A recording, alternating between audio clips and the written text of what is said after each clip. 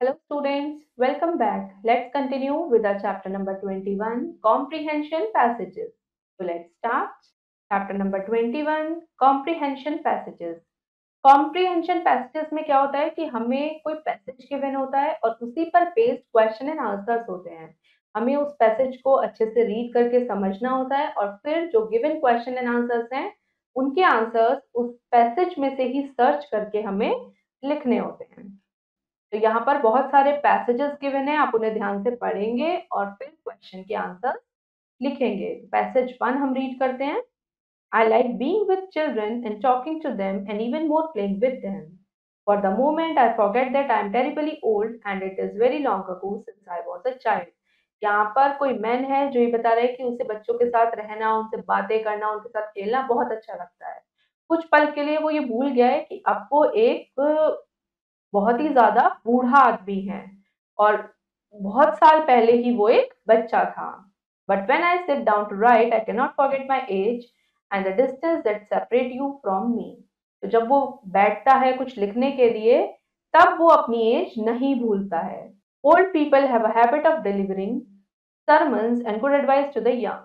जो बूढ़े लोग होते हैं वो ज़्यादातर क्या करते हैं, एडवाइस देने लगते हैं बच्चों को या कुछ भी ऐसे ही सरमन्स पास कर देते हैं जो यंग लोगों को अच्छे नहीं लगते हैं। I remember that I dislike this very much long ago when I was a boy. क्योंकि वो भी यही बोल रहा है जो राइटर है यहाँ पे कि मुझे भी जब मैं छोटा था ये सब चीज़ें अच्छी नहीं लगती थी, तो मेरे हिसाब से यंग बच्चों को ये सब चीज़ें अच्छी नहीं लगती कि बूढ़े लोग कुछ भी कह देते हैं या उन्हें कुछ समझाने की बातें कह देते हैं।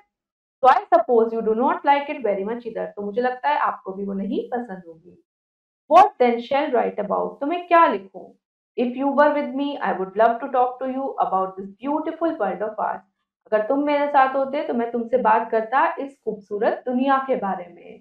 अबाउट फ्लावर्स के बारे में, trees, birds, animals, stars, mountains, glaciers and all the other beautiful things that surround us in the world. जो भी हमारे दुनिया में सुंदर सुंदर चीजें हैं, सबके बारे में।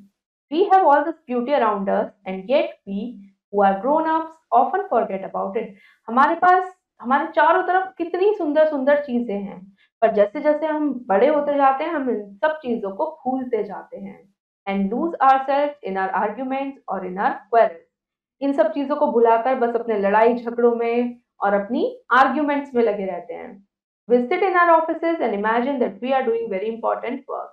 अपने ऑफिसेज में बैठ के बिजी रहते हैं, हमें ऐसा लगता है कि हम पता नहीं कितना जरूरी काम कर रहे हैं, हम ये नहीं समझ पाते कि हम क्या मिस कर रहे हैं।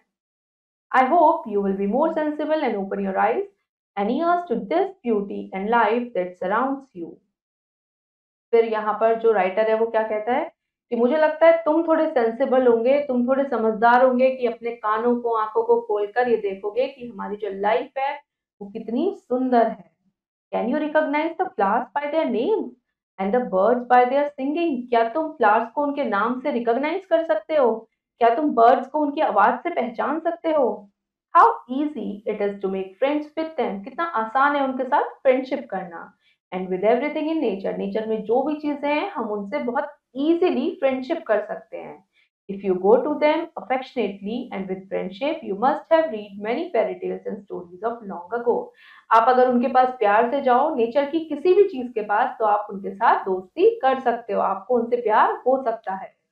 आपने बहुत सारी फेरी टेल्स और स्टोरीज पढ़ी होंगी, but the world itself is the greatest fairy tale and story of adventure that was ever written. पर जो हमारी वर्ल्ड है वो ही एक सबसे बड़ी फेरी टेल है और एक एडवेंचरस स्टोरी है जिस पर आप लिख सकते हो, जिसको आप पढ़ सकते हो, जान सकते हो।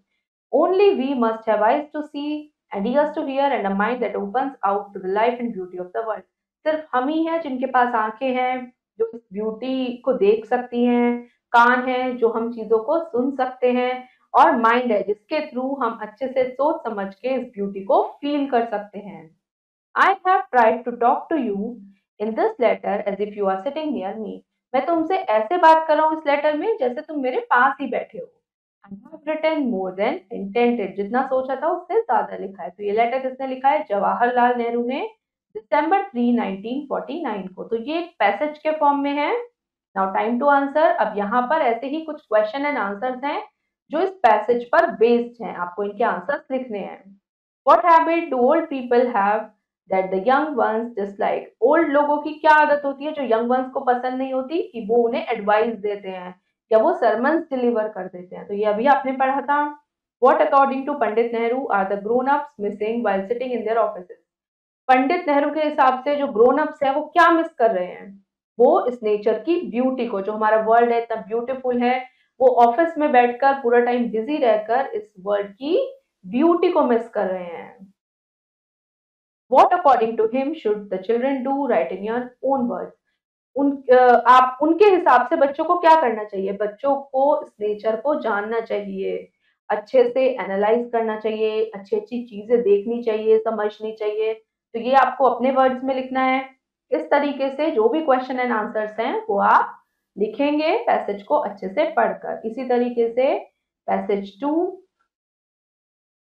इसमें भी क्वेश्चन एंड आंसर्स हैं। फिर एक और पैसेज है 3 के भी क्वेश्चन आंसर्स गिवन है, पैसेज 4 एंड पैसेज 5। तो इसी तरीके से आप सारे पैसेजेस, पैसेज 6, तो इसी तरीके से आप सारे पैसेजेस रीड करेंगे, समझेंगे और उनके जो क्वेश्चन गिवन है उनके आंसर्स लिखेंगे।